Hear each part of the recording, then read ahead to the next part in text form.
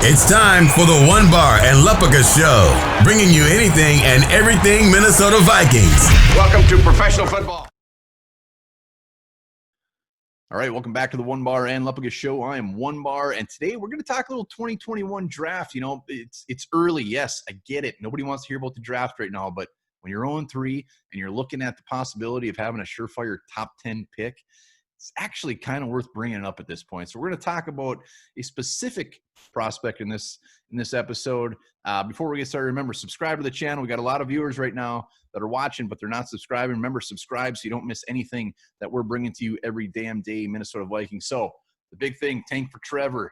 Last year was Tank for Tua. Yes, the Vikings weren't involved in that, but Tank for Trevor, Justin Fields, Trey Lance. There's some very good quarterbacks in this draft, and rightfully so. The Vikings should be very excited about the possibility of getting those guys. But let's be real, the Vikings are going to win a few games.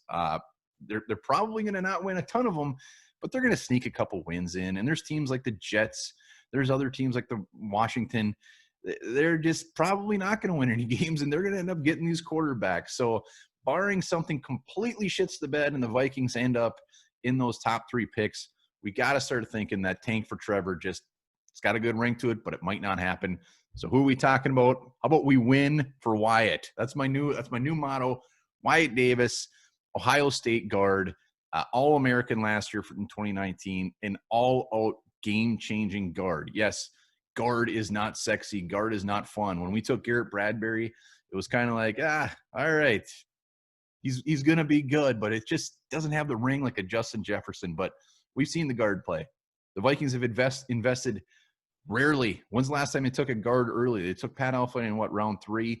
Before that, they'd had swing and misses on Willie Beavers, TJ Clemmings, David Yankee. We're not very good at taking guards in the mid-rounds. While it would be great to find a gym, it ain't happening.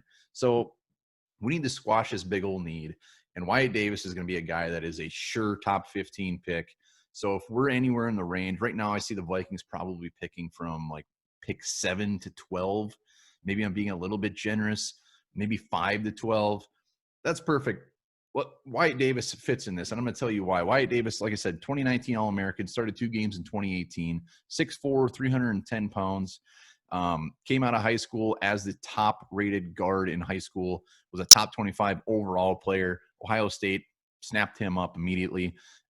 Last year, he made Ohio State one of the best rushing offenses in the entire nation. I think they were 5th, it was. When they beat Penn State had the best, third best rush defense, and they ran all over him. And a big part of that was because of Wyatt Davis. Wyatt Davis got the player of the game for the Buckeyes in that game, the guard. When do you ever hear a guard getting player of the game? That's how much of an impact this guy has on a team full of stars. And timeout, if none of this is getting you excited, you know who his dad is? His dad is Alvin Mack from the program. If you don't know who Alvin Mack is from the program, go to Amazon. Don't even bother renting it. Just buy it. You're going to buy it anyways after you rent it.